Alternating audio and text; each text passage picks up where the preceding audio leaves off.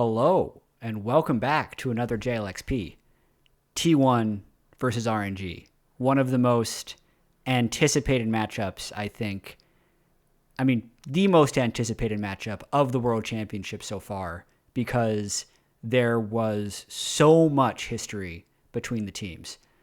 Three-time World Champion Faker up against three-time MSI champion Xiaohu. RNG, never winning Worlds. I think another parallel between these teams, so dominant in spring, very good summer regular seasons, fell off a little bit in playoffs. RNG, LPL 4th seed, T1, LPL or LCK 2nd seed, but almost 3rd seed. They barely scraped it to the finals before getting 3-0'd by Gen G. But my personal read was that neither of these teams necessarily excelled on the Zeri, Sivir, Yumi, Lulu patches, and that's what all of playoffs was played on. So I felt like their seed was a little bit under their skill. Personally, RNG was my dark horse to win the World Championship, so seeing them go down 3-0 is definitely very disappointing. And I'm going to do the same thing I did yesterday with the Rogue versus JDG series, where I go over each of the drafts individually. I talk about how lanes would be expected to go based off of all the data I could gather from the Games of Legends matchup tool, and then also talk about the big beats and where I think these games broke open. But I'll kind of start with the conclusion, go into the body of the article, and then actually wrap it up at the end with some final thoughts. This was, I think, a really good display of T1's skill. I think it was disappointing that we didn't get more games, because I think in most situations, RNG wins that game too, if not for a little bit of a choke job by Xiaohu in game 2 and some very clutch plays by Gumayushi. And then game 3, I think, was the accumulated tilt of going down 2-0 and the massive amounts of pressure that RNG was playing with. And then T1 just really, really rounding into style. So before I get into the actual breakdown, I just wanted to go over some history that the broadcast did in the pre-show, but for those that missed it, I thought these were the most important takeaways. The history of the matchup in terms of Worlds games won. T1, 142 Worlds victories. RNG, 124 Worlds victories in terms of games won. Number 1 and 2 all time. Not even close. Number 3, 4, and 5 is actually Fnatic, G2, and C9 at 77, 72, and 56. T1 also has 4 of the 5 youngest players still playing at the World Championships. Zeus is 18, Zeus is 18, Owner is 19, Carry is only 20, Gumayushi's only 20, and Faker is 26, which would still make them the youngest overall team, despite having Faker as a 26-year-old. Faker has always been first in his group, and when he has gone to Worlds, has always made it to at least semifinals, winning in 2013, 2015, 2016, losing in finals in 2017, losing in semifinals in 2019, losing in semifinals last year in 2021.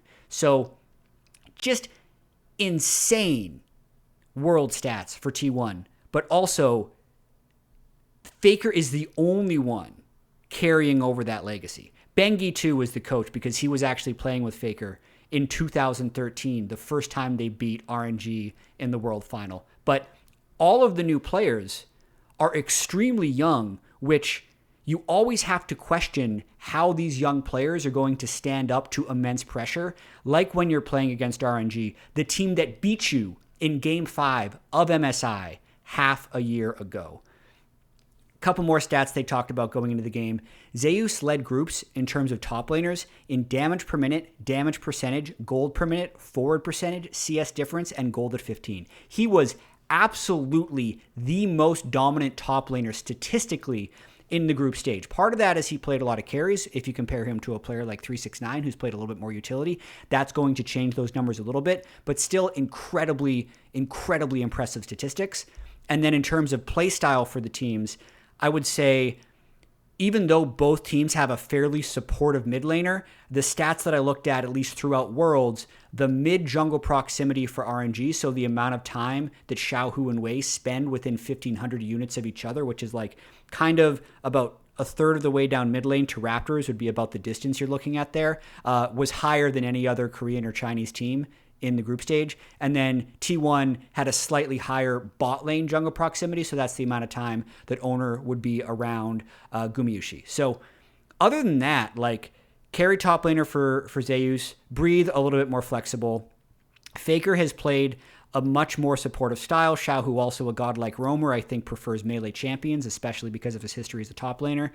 Gala and Gumayusi are just so incredibly good mechanically as AD carries. And the story, at least for T1, was that Guma and Keria were really dominant in spring, but not that dominant in summer. And if T1 would win, it would generally be through Zeus popping off. That obviously changed this series, but we'll get into that. And I think that's enough table setting for this series, as I have the game one scoreboard up here. But I did think that every draft this series was actually very interesting. I would say this game one draft would probably be like 70-30 in favor of T1. I thought this was a really good draft, but part of it was because they were able to debut the Ash Heimer. The way this draft worked, Graves was first picked by T1, which is exactly what we saw JDG do yesterday. It's very effective, especially if you can pair it with the majority of your lanes having prio, because you can invade with Graves for the majority of the game. And basically, I feel like RNG thought they could blind pick Aphelios because that's been a very dominant pick for him. It's also one of Guma's best champions. But then when T1 immediately answered with Ash Heimer, I don't think there's a pick there that actually works for RNG in terms of getting prio, so they picked Nautilus. And I think if they were to do this draft again, they would change. So if you look on the screen, or if you're on the podcast version, I'll just say what the 4 or 5 bans were.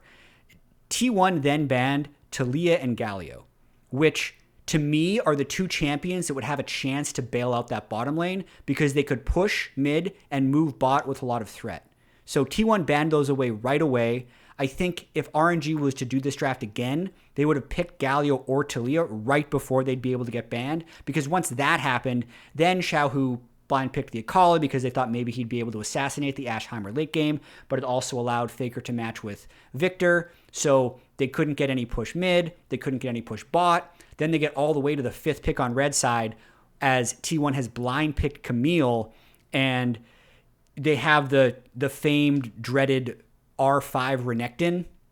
I actually don't hate it in this situation because they need a winning lane, and Renekton can definitely beat Camille and is favored in that matchup, especially if they're able to pull off some ganks. And then maybe he'll be able to kind of do some flanking, give them some late game side lane prio if he gets a big enough lead.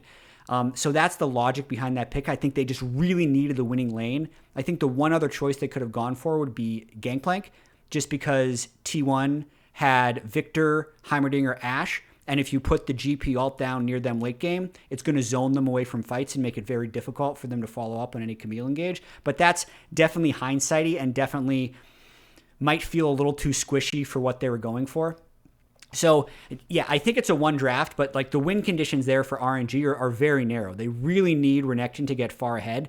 And for T1, as dominant as the draft is, if they fall behind in this game, game one, they're extremely vulnerable because they have all squishies, 4 ranged champions, and Camille is their only frontline. So if they can't push waves and be first to set up on objectives, it would be so easy for Akali, Viego, Renekton, Nautilus engages to just destroy their whole team. So the game looked very good for T1, but was actually somewhat of like a, you really need to trust your ability to not make mistakes for this draft to work.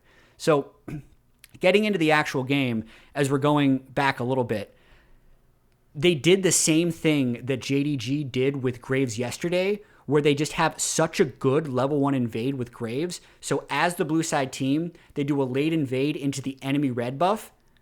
But this is so good in this case because they also have Ashe, Heimerdinger in bot lane, so it's impossible for Wei to cross into the enemy red.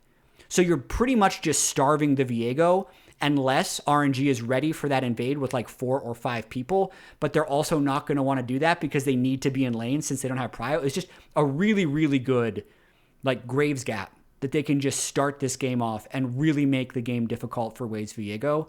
At 3 minutes, Wade tried like just a gank mid because he had no camps to farm.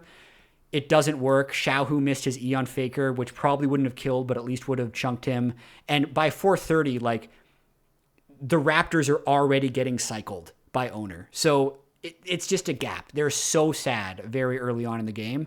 But I will say, throughout this game one, RNG did fight on the few narrow windows they would have to have a chance to win the game. It just didn't work out. So the Herald play that RNG did at 9 minutes and 10 seconds is a really good timing. They had no timing to crash Renekton top waves before 9 minutes because Graves always had river control and was always invading, so they could never actually get like a good Renekton dive. But Renekton hits like level 6, level 7, gets a good trade onto Zeus's Camille, and boom, they go straight for Herald. They don't even have enough bot lane prio to actually have a numbers advantage, but they still do it because the Renekton Viego Akali is so good at skirmishing 3v3. The one thing that doesn't work for them here is they don't get the Herald. So it goes over to Graves, and that is huge because after the one fight where Waze Viego does get a lot of kills, he will recall, go back and start Dragon. Nobody covers Breathe top lane on Renekton. Owner and Zeus are there. They kill him. They drop Herald. Zeus gets way too much gold. So after that happens, the bounty goes, like, the turret basically goes all the way to Camille. The kill goes to Camille.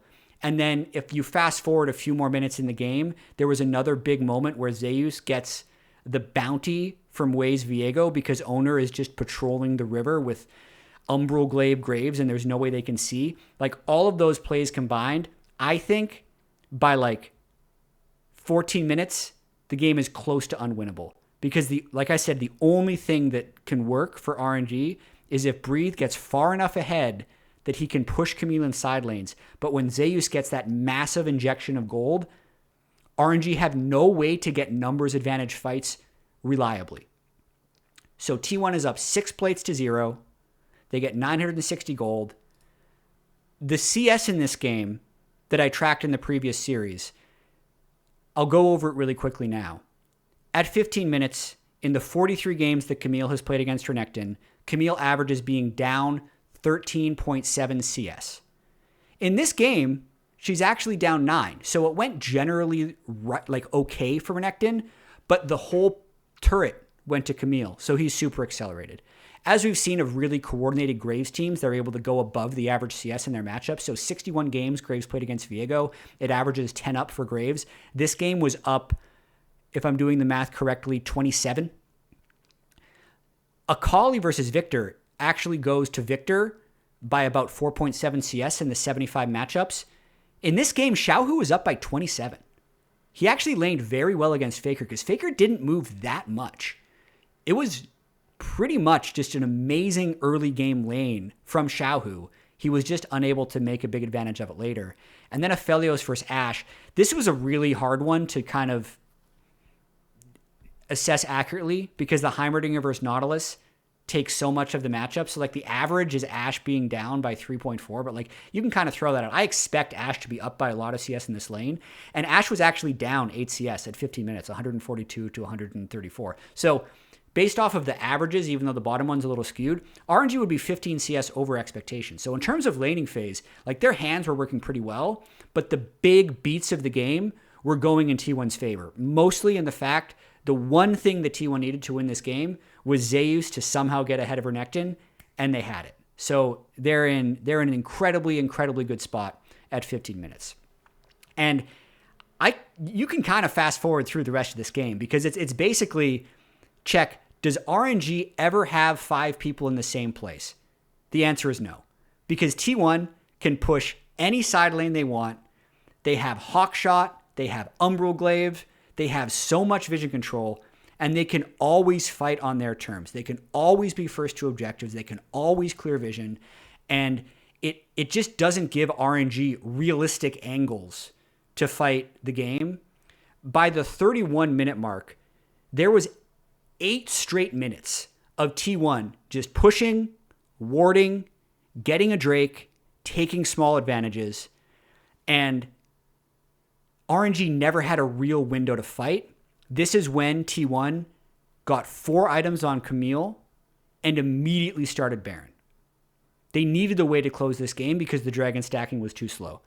They get it because Camille just ults ways Viego. That's the only way they could steal because RNG, like their tempo is so bad. They actually don't even have a window to fight. They only would have a window to steal.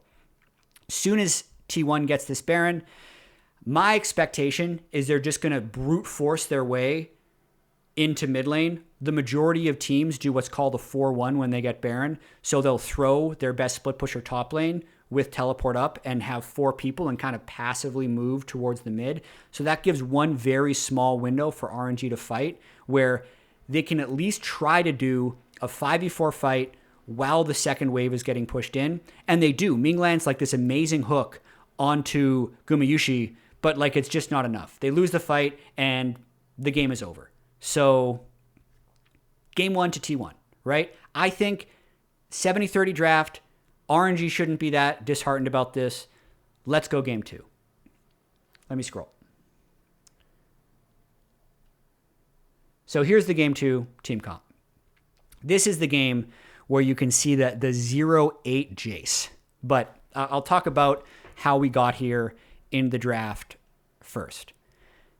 So, blue side bans Graves and Caitlyn, which is a little interesting that Wei is not willing to play Graves when like I feel like RNG has the laning skill to get several lanes of prio, but I guess they're just not as comfortable as T1 in playing these like 4 or 5 ranged, low engaged team comps because they do take like a specific amount of practice and comfort to play them. You need to be very confident in your laning phase. You can't really make many mistakes. Usually you can't fall behind and have a realistic chance of winning with the draft that T1 has in game 2. So first pick is flex pick Sejuani. It just signals that they want to do front to back. You know they're going to do Sejuani. It's a flex pick top lane, but generally they're just going to go with double melee. They get Silas Fiora. They give the counter pick opportunity, so to speak, to Zeus. He picks Jace. Everyone calls him the best Jace in the world. He's been so good on it. It is technically a winning pick. And then I think the other really crucial point in this draft was actually the 4-5, where Keria just blind picks the Renata. And if you look at the other bans, Heimerdinger was banned, Lucian was banned, Aphelios was banned, Tristana was banned on the 4-5. So a really heavy pinch to Gala's champion pool. And pretty much, like the way T1 has been trying to get these drafts, in my opinion, is they just want to make sure they have push in the majority of their lanes. They're not expecting Faker to win lane, so they're generally just, let's get a winning top and bot side. Faker's not going to die. We can play to side lanes the whole game, and then we're going to out-team fight you. They're going to accrue a gold lead because they're young kids, just have such good hands. Faker's going to be there. He's going to play team fights amazingly. He's going to shot call amazingly, and they're going to win. Didn't necessarily go to plan in this one, but the draft did work. Xayah and Renata had amazing prio the entire game, but absolute disaster happened at 2 minutes and 42 seconds. They went over this on broadcast, but I'm going to cover it again. The jungle ships passing in the night as both junglers start bot lane to path top lane because they know they need to impact top lane. Owner goes through river for a blue buff invade, but Wei's Sejuani has actually done from the blue side, red, Raptors, Gromp, and actually just dodges the Viego vision. So Zeus has no chance. There is no way he expects the Sejuani to be behind him. They get the gank, they burn his flash, and that should have been the game-changing moment. Sejuani gets enough gold that he gets cooldown boots at 5 minutes. So wherever he goes, he's the fastest, he has an experience advantage, and he has 3 other melee champions to just chain CC people. So anywhere Wei goes, he wins. At 5 minutes, he crushes Owner and River. He gets the Akali and the Viego flash. Then, at 6:20, Owner's just trying to do something. They actually have a window where they could kill Breathe. But if you remember this, Zeus misses his EQ. Sejuani, because she's so damn fast, arrives, gets another double kill. The game is like basically over, man. And you can even see like the first Herald fight, T1 moved first because they had prio bottom lane, but they're playing a low to no engage comp and they're not ahead. So as soon as RNG is just like there, T1 can't turn. So they just have to leave and they end up trading the Rift Herald for the Infernal Drake. And most of this game was pretty much just breathe killing Zeus. They just hard camped that top lane. They got the Akali really far ahead. But then they didn't quite have the killer instinct, right? So there was a window between like 13 and 20 minutes where Wei had a few like close call ganks where he couldn't quite finish the kill and they don't blow the gold lead open enough. So it's still a big lead. By 25 minutes, like RNG I have written down here, has a 6,000 gold lead at 26 minutes. But the one thing throughout all of this is Gumayushi is getting every CS. This reminds me I need to do the 15-minute check-in. He had 164 CS at 15 minutes to 137. He was up 27 CS against his opponent. The Fiora was up 13 over Jace. The Sejuani and Viego were very close. And Silas was actually up 7 CS against Akali when normally he's down by 8.4. So RNG, overall, when I summed everything up, was 13 CS over the expectation. Nothing crazy. A lot of kill gold in there. So no gaps kind of as large as we saw in the Rogue versus JDG series. Two incredibly highly skilled teams. Most of the CS differences, when I really dive into it, aren't necessarily from so the two that are mostly from like outplays would have been game one, Xiaohu having more CS than Faker, Akali versus Victor. And then here, Guma having more CS than Kaisa by that much. Xayah Renata is also going to be a winning lane, but like to be up 27 CS by 15 is a little bit crazy. And like in this game, Gumayushi had 400 CS at 33 minutes and 30 seconds. Like he just wasn't missing CS the entire game and he was always catching the big waves. Okay, so how did the throw actually happen? Because literally 6,000 gold lead, 26 minutes.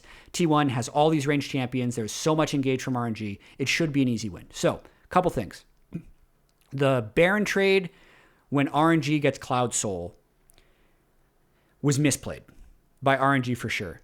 They just moved too many too fast into River. They didn't need to be as worried about splitting up as they were, but they moved the whole team down. T1 was able to just burst the Baron. They had a lot of damage because Xayah does a ton of damage to Baron. Jace does enough. They can kill it fast enough. It caught RNG a little bit off guard. So they get the objective bounty there. It kind of keeps them a little bit close in the game. But then, man, the Elder Dragon fight in this game, as someone who predicted RNG and his crystal ball is now ruined, really tilted me. So first off, what do we know about these team comps? We know that T1 can only ever start fights if they have first setup. The only way they win is if they can set up 5 people, not get flanked, and you try and walk through them. Because they're so squishy, if anyone gets behind them, or if anyone even gets beside them to get some type of flank, like there's no one to take damage. They just all die. So what does RNG do? They actually have 2 people top lane. And I think in their head, they're like, oh, actually, if T1 goes for Elder, we can just end the game. Because they have a wave. I kind of would like to see that. Like, okay, maybe we'll just flip Elder. There's no waves. Like T1 has no way of getting first on waves. So like there's no waves they have to worry about of them ending the game. They could even try and steal the Elder Dragon then to stop recalls. But they don't do that. They slowly move down Breathes Fiora. So they have like 4 people in River. And then to me, and you can go back and watch this, but basically RNG has the minion wave pushing in the bot lane. And Xiaohu instead teleports to River. If Xiaohu just teleports behind T1, T1 is then surrounded. They have the Drake on one side, they have 4 RNG members on the other, and they'd have Xiaohu on a perfect flank. Who's, like, he was 1-6 in this game, but he had items. Like, he had massive kill potential on whoever he flanks. But instead, he just goes straight into the River. They give T1 5v5 eye contact. Faker does play an amazing fight. He like one-shots Gala, he kills Ming, he finishes off Xiaohu. Gumayushi also does a ton of damage because no one is threatening his flank. Not only do they get Elder, but they also win the fight, and that gives them Baron. Like, are you kidding me? It was an extremely clutch fight, but also just an extremely bad setup by RNG. This was the throw that defined the series, and that, to me, put them on tilt. While T1 still had Baron, Xiaohu tries this blue buff invade at 40 minutes without vision and dies. And that sequence leads to T1 trying to end the game. It almost backfires. Like, this could have been like a GAM moment like we saw in group stage. But there's a really clutch bailout by Keria onto Gumayushi that keeps him alive and prevents Breathes Fiora from cleaning up the fight. And T1 just wins. Like, they just win this game where they had a major deficit for the majority of the game. They didn't have a team comp that should be able to come back, but they played to their narrow win conditions. They outplayed in team fights, and they're up 2-0. Like, absolutely crazy. This is the first red side game in the 9 games the team played against each other that the red side team won all year. So of the group stage games they played at MSI, of the 5-game finals they played at MSI, of the 2 games they played in the series, this was the first time that red side won. So to wrap up this game, I thought Wei had an absolutely incredible game. Breathe had an amazing game. Gala had an okay game. Zeus had an awful game. Faker had an average game. Gumayushi had a godlike game. But mainly, it was the big mistakes of RNG down the stretch that prevented them from winning. I also realize now that I didn't do player grades for game 1. I will be posting, which is a popular request, the player grades in the description for the ones that I don't go over, but I'll go over them quickly here. I actually gave Zeus a C, Owner a C+, Faker a B+, Gumayushi S+, and Keria S. I thought the bot lane absolutely smurfed this game. For RNG, I actually gave top and jungle S's. I gave Xiaohu a C-, the lowest grade I have given for any player in any game this entire quarterfinals, because I thought he had back-to-back run-it-down plays that cost them the series. Or at least cost them the game, which then eventually cost them the series. And the bot lane played okay. Gala did get pretty good farm. He had decent team fights. Ming was on Nautilus. He landed hooks. I gave them both Bs. Really quickly, I'll go to the game 1. Sorry that it's a little bit out of order, but for game 1, I did give Zeus and Owner S's, Faker a B, their bot lane both A's. And generally, actually, I thought Xiaohu played game 1 pretty well on his Akali against Faker's Victor. I gave him an A, and I gave everyone else on their team Bs because I thought that was a relatively competitive game. It was more the draft that put RNG at a disadvantage, not necessarily how they played. But I'll post all those in the description. Gonna move on to game 3 of this tragic yet hype series. Tragic for RNG, very hype and exciting for T1 because they're back in the finals again. So here we are, game 3. Really interesting draft here. So there's been so many like pokey proddy bans about Aatrox this series. Like in game 1 when T1 was on blue side, they threw out two bans against possible Aatrox counters. Like they banned Fiora and Jax just to get RNG to ban Aatrox.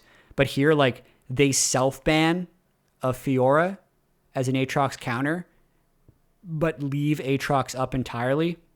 They're basically saying, like, I just take Aatrox, I frickin' dare you. Which, Aatrox is the most pick ban champion all of group stage. Like, it is not dumb to take it. But as soon as they do that, immediately T1 just slam Yone. Tell me which one's correct. I think it's Yon Sejuani. And I think that sets the tone for the rest of this draft. I do have like a mild curiosity of why none of these teams are willing to like hold for Trundle. I think it's so good into Sejuani. It would have eventually been good in this draft, but they just kind of like pick Vi really early into Sejuani and Yon. I didn't love the Vi here. I thought Xiaohu taking Sylas was good. Sylas seems to be very blind pickable, especially both these guys want to do melee versus melee matchups. Faker matches Akali again. That makes sense. And then in the 4-5, you can tell that RNG is putting a lot of priority on getting push bottom lane. Because I think to them, the reason they lost, aside from some misplays in game 2, was that Gumayushi just got too fed. They had the Renata, so let's just get rid of anything that Keria is going to be able to take to dominant lane, they think. So they banned Thresh and Renata. The counter bans are just going for Gala's champion pool in Kai'Sa, Lucian, and they're just saying like, okay, T1 is saying, okay, you can just have Aphelios. We're going to take Tahm Kench. We think this is a good angle because it's against Vi. So Keria takes Tahm Kench, and Gala takes Aphelios. And they actually go Aphelios Soraka. So they're saying like, okay, we need to win this bottom lane. Ranged versus melee support. We're going to hopefully just keep the Aphelios alive. It is not the best Aphelios angle against the dive threat from T1, Yone, Sejuani, Akali. It's going to be pretty tough to play, but it's still probably the best pick available in this situation. And then Gumayushi takes Varus, which is a lane pick. Varus Tahm Kench is a very potent 2v2 that if they land a Tongue Lash will have enough damage to have kill threat on the Aphelios Soraka. So pretty logical drafts for both teams. I think this is probably... I think Game 2 RNG probably had the better draft. I think Game 3... it really depends on how the matchups are supposed to go, and I just don't know. There was one Yone Aatrox game on record. So, like, it's just a flip here. Silas Akali is supposed to be about 9 CS down for Silas and up for Akali, but then Silas outscales. The Sejuani Vi is slightly Vi favored. Aphelios Varus, it's just too hard to tell when you're throwing in these weird variables like a Soraka support who is actually supposed to win. So much of this actually comes down to the players based off of the stats I could find, and these are a few small sample sizes, like the one Yone game where he was down 15 CS. Varus Aphelios is a flip, but that's because the supports are too volatile, and the Sejuani is averaging down 5.5. So like T1 should be down 10 CS at 15, but like it's so small. And at 50 minutes in this game, they were up 7, so they went like 17 over expectation. But like the sample sizes are too small in this case to actually have a really big indicator of who should actually be winning this series. So it's really more about the play. And couple things that happened early on in this that kept it close, like Faker narrowly gets the execute at 3:30 when 4 flashes are burned mid in the 2v2 to prevent First Blood from going over. The big moment in this game, I think, was another big 2v2 in mid that went down, as the Akali Silas are like the volatile lane in this game. I think, honestly, it could have been the Yone Aatrox, but just the way the jungle pathing worked and the junglers kind of spotting each other and guessing where they would be meant they fought in mid lane. Was going to go in favor of RNG, but Keria Gumayushi just kept showing up.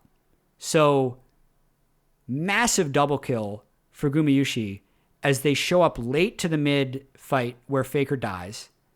And then Wei tries to turn it as Vi, but misses his Q and gives over the second kill to Varus. So at this point now, because 2 kills have gone to Varus, because they had push in the lane, which I'm not sure if they're supposed to get against Aphelios Soraka, but, you know, pro bot laners, I'd love if they could chime in on this. It puts them in a really good position. And also, Breathe just is getting camped by the Sejuani after this point, because when Wei misses that Vi Q and dies, he's just so far behind the curve in the game and really has no place. Like, Akali can go in Shroud, Yone can fly all over the place with E, he's never solo killing Sejuani, and Varus TK can just eat the Varus and then kill the Vi. So Wei is miserable in this game. And there's a couple sequences that almost keep RNG in this one. Like, T1 had a sequence at 10:50 where they tried to dive bot lane. It fails. They try and dive top lane. It fails. Like, they actually had 2 or 3 deaths that were unnecessary trying to push the tempo of the game. But even still, by 14 minutes, they're up 8 plates to 2. So they get about 900 additional gold from plates. And they just kind of hold the pressure the entire game. There was a big fight in mid lane at 16 minutes. T1 gets 3 kills because they just... like, you look at their team comp, once they get ahead, and this is kind of what RNG should have been able to do in game 2, they can just get so many flanks and just attack that Soraka Aphelios. Like, they can just attack all the squishies and get a lot of kills. So they just stay as aggressive as possible. And there's a fight at 20 minutes that ended up with 5 dead for RNG, where you can see Gala is, like, playing his damn heart out. He's getting out like every little bit of damage he can. But this little stuff just keeps getting him. Like a Sejuani stuns him. Keria gets a tongue lash that stuns him. He then knocks him up with W. So he just like doesn't have time to hit.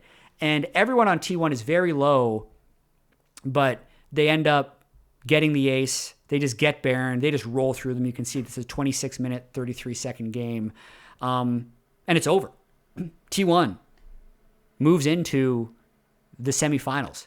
It's going to be, honestly, like I thought RNG was going to make a closer series of it, but it's going to honestly be an incredible semifinal. T1 versus JDG.